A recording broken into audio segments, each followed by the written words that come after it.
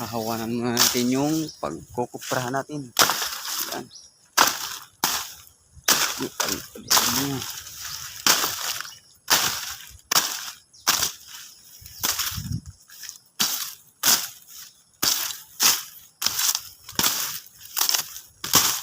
Kuprahan naman tayo.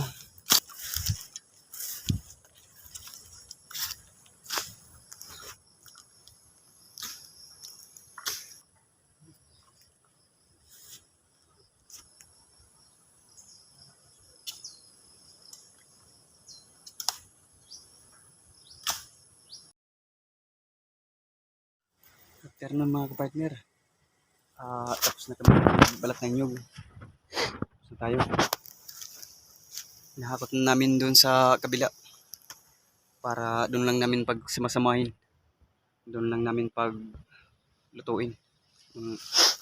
Saka yung biyata namin, yung binunot, ayan, sinunog namin para hindi atsarang para maging malinis. So ayan, andun yung bang mga kasama ko, yung nahakot yung bao yung naman pala sa inyong lahat. Magandang hapon tayo.